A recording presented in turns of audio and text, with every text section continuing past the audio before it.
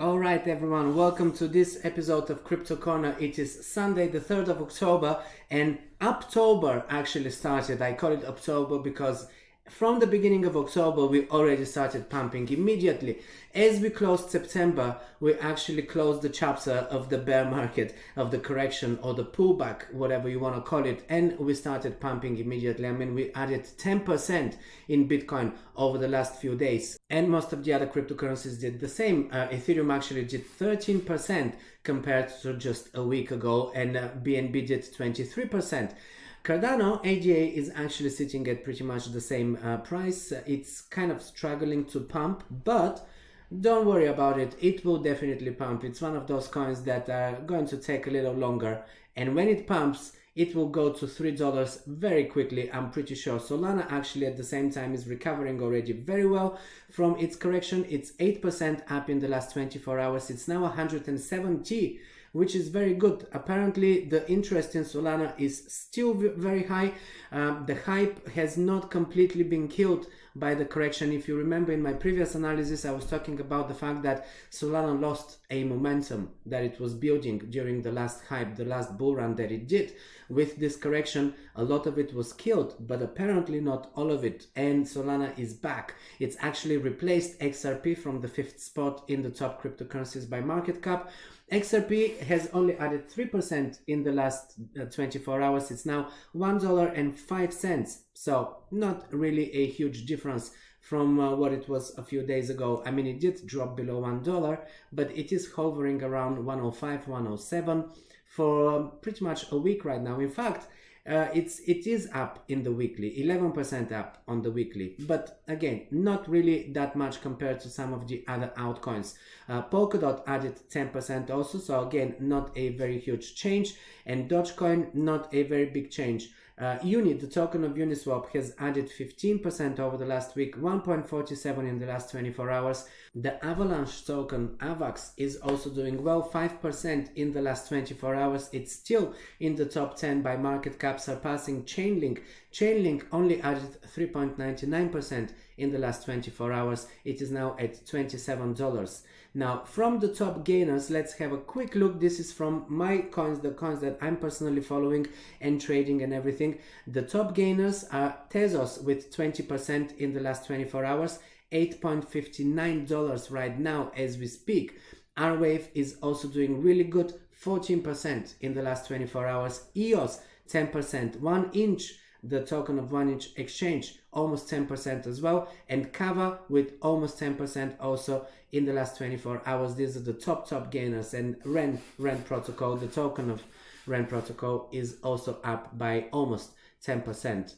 Also good are doing Audius, Stellar, Komodo, Radium, and Polygon Matic. Also, stay until the end of the video to find out about my crypto giveaway. I've got 3 great prizes, 2 hardware wallets up for grabs, and 20 ADA tokens, also Cardano tokens, also up for grabs. All you have to do, of course, is be a subscriber. You have to like my videos, you have to comment on my videos, but I have a question for you that you will have to respond in your comments, so you have to stay until the end of the video to find out what is the question for this video. And make sure that you comment on all of my videos from now all the way until the 13th of October, where I will be picking the winners. So you still have 10 more days in order to watch my videos. I'm not posting every day right now because I am in London and I am actually busy with other things. I haven't been in London in a very long time. As you can see, I'm quite dressed up today because I'm going to an event straight after I finish this video. London life is always super busy and I love it. And I haven't been here in more than a year, but so I will not be posting every day, but I will be posting at least every other day. So you still have quite a few videos to go and a good chance to grab your hands on one of these top prizes. So make sure that you are watching all of my videos and you are being active as well. Now, speaking of October, this is because October is actually historically a very good month for Bitcoin and the rest of the cryptocurrencies. In the last 10 years, we've had 1, 2, 3, 4, 5, 6 positive Octobers and only 4 negative, meaning that the performance of Bitcoin throughout October in the last 10 years has been more positive than negative. September, however, was historically a bad month for Bitcoin, and this month proved to be pretty much the same. As you can see, we closed September with minus 7% ROI, meaning that we started the month with 7% higher price in Bitcoin than we closed it. But as soon as we closed September, literally the same day, we started pumping, and from the beginning of October right now, we are on the way up. So we're gonna see how we're going to close October. I'm really positive for Bitcoin in October, and it's very important to note here, this is, I often refer to this is Plan B and his stock to flow model that he actually designed, this indicator, he actually designed it. And so far, it has been really accurate. So what he's saying, this is a tweet that he posted quite some time ago, back in June, in fact, and I bookmarked it because I wanted to refer to that tweet later on, and I'm gonna do that right now. Well, apparently, according to the stock to flow model that he designed, he predicted, this is back in June, he predicted that August Bitcoin will be around 47,000. He predicted that September will drop to 43,000. So let's take a quick look at what happened. In fact, that's exactly what happened. We did pump in August, we actually went even higher than 47,000, but 47,000 was a very good call. Then we dropped throughout September. We went to 43, we actually went to 40,000 even, and even slightly, for a brief moment, slightly below that. But 43K was also a very accurate prediction. What he's saying about October, 63,000. What he's saying about November, 98,000. December, 135,000. Well, this is far bigger than my personal prediction. I'm expecting December to see Bitcoin around 100 and maybe find a strong resistance there. A lot of selling and stuff that might not really allow it to break the 100,000. But even if we don't go to 135, even if we actually just go to 100K, this prediction here, this stock to flow model is really accurate so far. So this is why I'm quoting this. October is looking really bright. Now, let's talk a little bit more about the China FUD, because if you remember, just a week ago, 2 weeks, Bitcoin dropped significantly, and it was because China yet again banned Bitcoin. Right? China is doing this so many times over the last few years. It is really interesting to notice. This is a chart that I just found here. Who are the biggest holders of Bitcoin? Well, of course, in first place is Grayscale Bitcoin Trust. They are the biggest holder of Bitcoin, but this is a trust. The second place, Chinese government. Chinese government holds, let me just zoom out again. Chinese government is holding 194,775 Bitcoin right now. This is more than $10 billion worth of Bitcoin in holdings by a single entity. Of course, Chinese government is not a person, it is an entity, but it is quite a huge stash. Then we have Block 1, which is a private company. Then we have Wrapped BTC, we don't really count that. The US government is number 5. The US government is reportedly holding 70,000 Bitcoin, around 3 billion, almost $4 billion worth of Bitcoin. Also, MicroStrategy is here, number 6. MicroStrategy is another public company, a fund. And then we have Celsius, which is also a company. Celsius is one of the few companies that are working with, it's kind of CDeFi, centralized DeFi, where you actually have a company offering DeFi services where you can loan or borrow money, and you can actually just stack your Bitcoin or other cryptocurrencies in there and earn interest. I'm also using Nexo. This is another company that is doing the same thing. Nexo I prefer actually to Celsius, because Nexo is giving you a very good insurance on your money for up to $300,000 if I'm not wrong, and Celsius doesn't really have this kind of insurance. But nevertheless, it's interesting to see Tim Draper is number 9. This is a person.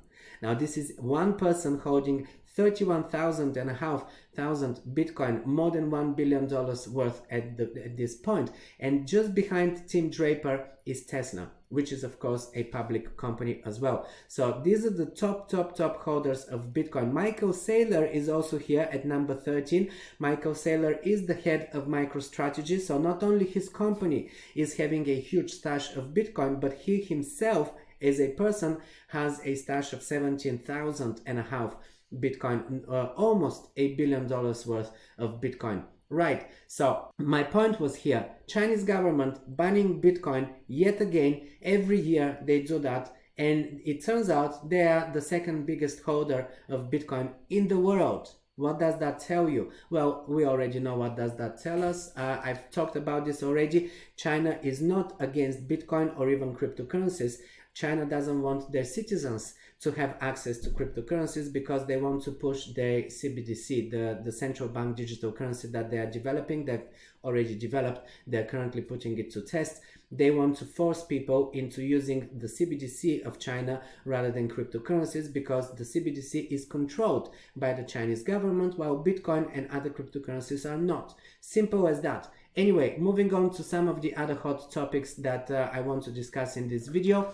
Over 6,000 Coinbase accounts were exploited apparently throughout the months of June to August, I believe.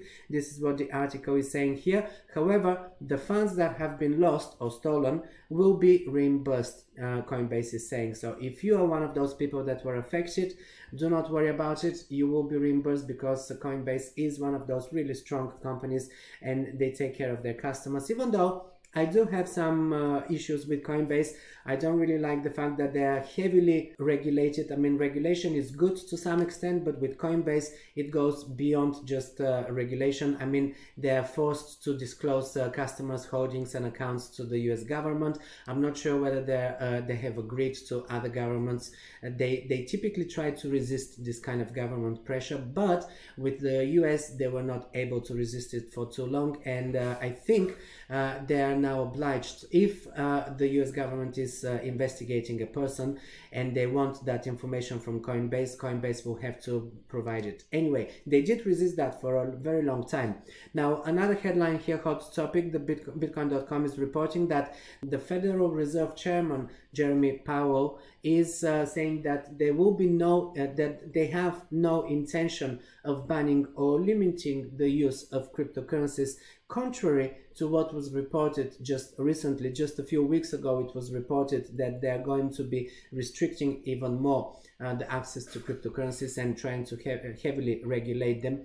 Well, he was asked, as a matter of policy, is your intention to ban or limit the use of cryptocurrencies like we are seeing in China? He just replied no. And then he said stablecoins, talking about stablecoins, because this is now, I reported in my previous video, this is another issue that is recently been reported, that maybe the US government is going to start cracking down on stablecoins and start basically regulating stablecoins issuers almost as banks in a way, because let's face it, pretty much that's what they're doing. They're issuing a currency just like central banks are issuing currencies. So they do have some grounds to dispute that. But he said that stablecoins are like money market funds. They are like bank deposits, but they are to some extent outside of the regulatory parameter, and it's appropriate that they be regulated. Same activity, he says, same regulation. So definitely we are going to see regulation on stablecoins, but the main point is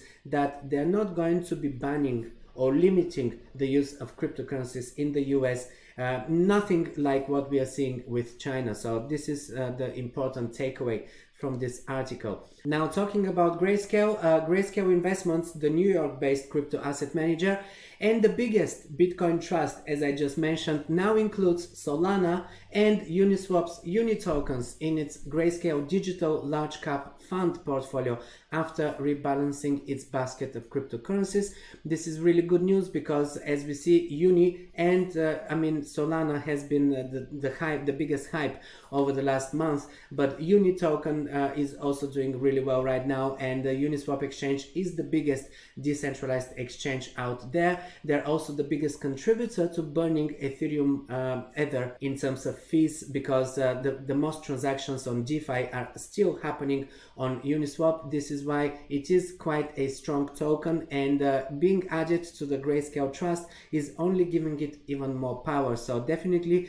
both of these, I mean, technically what you can do, if you're wondering which tokens to hold longer term, just look at the Grayscale Trust. The tokens that they have in there, these are the tokens that are the most stable, because they are not going to add something that is not stable. In fact, as soon as the XRP court case started, you know, the SEC started their court case against Ripple, they dropped XRP from their books. They sold a huge amount of XRP for I think more than half of it they sold in one go. Then I think over the next few months they started selling more and more. I'm not sure whether they still have XRP in their trust. Maybe they still have it on the books, but it's a much smaller amount than what they used to prior to that. So they're really taking care of their customers. Of course, they have a lot of customers, and they are the most respected crypto trusts in any way. But I can do a different video where I discuss the tokens of Grayscale. This is just the latest addition to their trust fund, Solana and Uni. So if you don't have these tokens in your portfolio,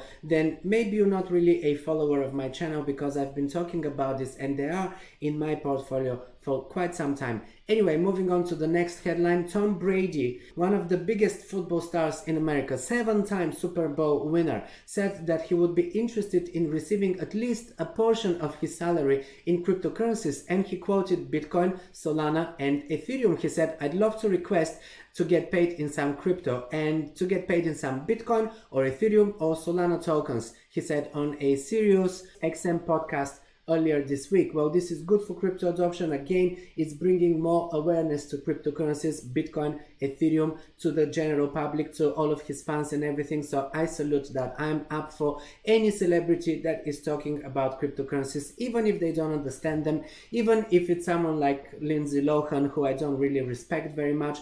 But I mean, bringing awareness to cryptocurrencies to all of their millions of fans, we can't go wrong with that. This episode is sponsored by Token Metrics, one of my top tools for market analysis and for finding little known altcoins before they blow up. You can get 10% discount when you sign up with the link in the description below, and you can give it a test run for a week before you commit to a long-term plan. They publish detailed analysis on their website, Telegram groups and via emails directly to your inbox, plus weekly webinars for all members where they go deeper in the technical analysis of the most profitable coins. Token Metrics is a cryptocurrency investment platform that helps users leverage machine learning to become better crypto investors. Our in-depth analysis helps eliminate the emotions of investing, find profitable investment opportunities, and filters out scams. Alright, well, this is everything for today's episode. Before I leave you, a quick reminder of my crypto giveaway. These are the top prizes: SecuX hardware wallet, KeepKey hardware wallet, the top two prizes. The third prize is 20 ADA tokens. I will announce the winners, or I will pick the winners on the 13th of October. So hopefully by then Cardano would have gotten to 250, which will make your award $50 worth in ADA. But nevertheless, the price is actually 20 ADA, regardless of the price of Cardano. Right, so in order to do that, you need to comment on each of my video, and you need to respond to a question that I'm asking you. Now, in my previous video, I was asking you about your biggest mistake in crypto generally. So thank you for all of your comments. I actually saw some really interesting comments. I want interesting comments. I don't really want just a one-word comment or something like that, because it's also interesting for me to get to know you as my viewers a little bit better. So now the question for the next episode, for this episode, in the comments below, please respond to this question. When did you get into cryptocurrencies? What was your cryptocurrency? Was it Bitcoin? Was it a different cryptocurrency? And when? Was it, this year, last year, maybe 2017, maybe even before that? I would like to know, when exactly did you buy your first cryptocurrency and what was it? Leave your comments below. Commenting on each of my videos up until 13th of October is going to qualify you for one of the top prizes of my crypto giveaway. Also, you can go on Twitter and you can find my pinned post in there, my pinned tweet, which is also announcing the giveaway. You can retweet it. If you retweet it every day, that will give you even more chances of being one of the 3 winners. So this is it from me. I'm leaving you. Thanks for staying until the end of the video. Don't forget to check out the links in the description below, where I'm dropping all of the links to all my favorite crypto services, the ones that I'm personally using, all the top exchanges, the top hardware wallets that I'm personally using, and I have reviewed all of these hardware wallets. Also, I dropped links to my 2 ebooks, Learn Crypto, which is my ultimate guide to cryptocurrencies for beginners. Also, Crypto Jargon A to Z. This is my crypto dictionary. It's got more than 1,000 terms, acronyms, and abbreviations and jargon that we actually use in these videos, in technical analysis on Twitter, and signals and everything. So if you are in cryptocurrencies, you need to know all of these terms. And right now it is on a special, very, very low price. So you can grab it from the link in the description below. This is everything from me. I'm signing off, and I'm going to see you in the next one.